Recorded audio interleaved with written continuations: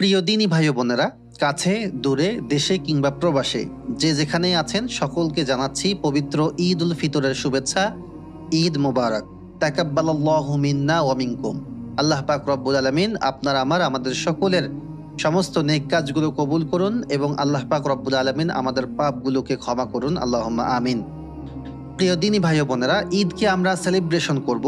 ঈদকে আমরা সেভাবেই কাটাবো, আনন্দ ঘন করেই আমরা ঈদকে কাটাবো। কিন্তু ঈদের আনন্দ করতে গিয়ে যেন আমরা আল্লাহ তাআলার অবাধ্যতায় লিপ্ত না হই, আমরা যেন সীমা লঙ্ঘন না করি এবং আমাদের দ্বারা যেন কোনো মুসলমান কষ্ট না পায়।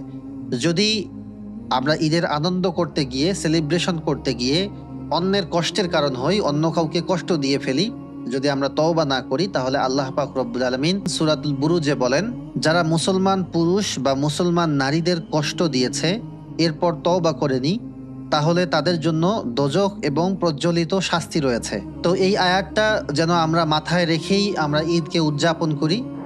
এখন স্বাভাবিকভাবেই দেখা যাচ্ছে যে আমাদের সমাজের অবস্থা এমন হয়েছে, আমাদের যুবকরা বড় বড় বক্স বাজিয়ে ঈদের দিন, ঈদের পরের দিন, তারপরের দিন, এমনকি ঈদের পর এক সপ্তাহ পর্যন্ত দেখা যায় যে তাদের এই আনন্দ মিছিল বা বিভিন্ন সাউন্ড বক্স বিভিন্ন গাড়িতে লাগিয়ে এক জায়গা থেকে আরেক জায়গায় যাচ্ছে, হ্যাঁ, লাউড স্পিকারে সাউন্ড বাজাচ্ছে, মানে অন্যরকম একটা অবস্থা।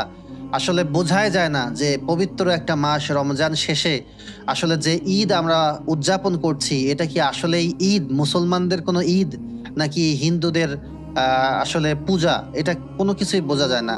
প্রিয় ভাই ও বোনেরা, আমরা যেন এই বিষয়গুলো থেকে সাবধান থাকি।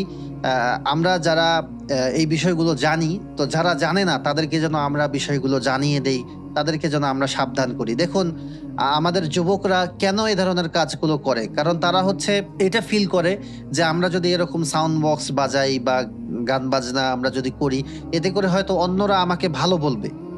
কিন্তু না, অন্যরা ভালো বলা তো দূরের থাক, বরং তাদেরকে গালি দেয়, তাদেরকে বদদোয়া করে, মানে তাদের কারণে অনেক মানুষ কষ্ট পায়। আবার দেখা যায় যে এই ঈদকে উপলক্ষ করে অনেকেই বাসায় সাউন্ড বক্স নিয়ে এসে সারা রাত ব্যাপী গান বাজনা বাজিয়ে থাকে।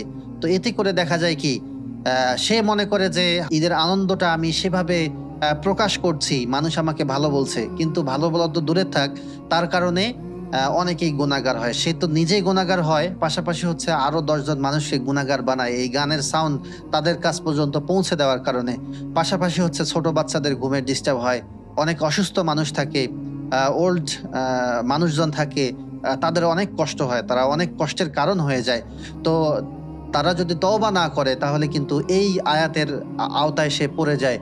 যে সে যদি তওবা না করে তাহলে কিন্তু এই কারণেই, শুধু ঈদের আনন্দ উদযাপন করতে গিয়েই সীমা লঙ্ঘন করার কারণেই তাকে জাহান্নামে যেতে হতে পারে।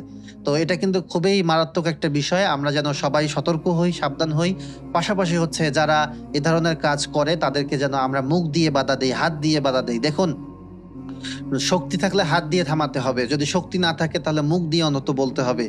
যদি সেটাও সম্ভব না হয় তাহলে অন্তর থেকে এই সমস্ত কাজকে ঘৃণা করতে হবে। এটা আমাদের দায়িত্ব, এটা আমাদের কর্তব্য। আমাদের এই দায়িত্ব এবং কর্তব্য যেন আমরা ভুলে না যাই। বিশেষ করে ঈদের পরের দিন এমন একটা অবস্থায় এসে দাঁড়ায়, সবসময় মনে হয় যে কখন জানি আল্লাহ তাআলার গজব এসে হানা দেয়। কারণ চতুর্দিকে এত পরিমাণ গান বাজনা বা এত পরিমাণ আল্লাহ তাআলার অবাধ্যতা হয়।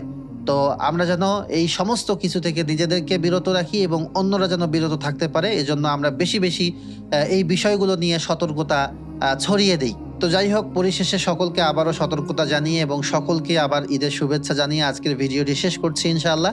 শেষ করার আগে আপনাদেরকে বলবো, এই ভিডিওটি আপনারা শেয়ার করে ছড়িয়ে দিবেন, সমস্ত যুবক ভাই বোনেরা যেন এই ভিডিওটা দেখে এবং সবাই যেন সতর্ক হতে পারে।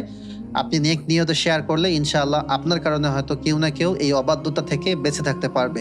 আল্লাহ পাক রব্বুল আলামিন এর জন্য আপনাকে উত্তম জাযা দান করুক, আল্লাহুম্মা আমিন। আসসালামু আলাইকুম।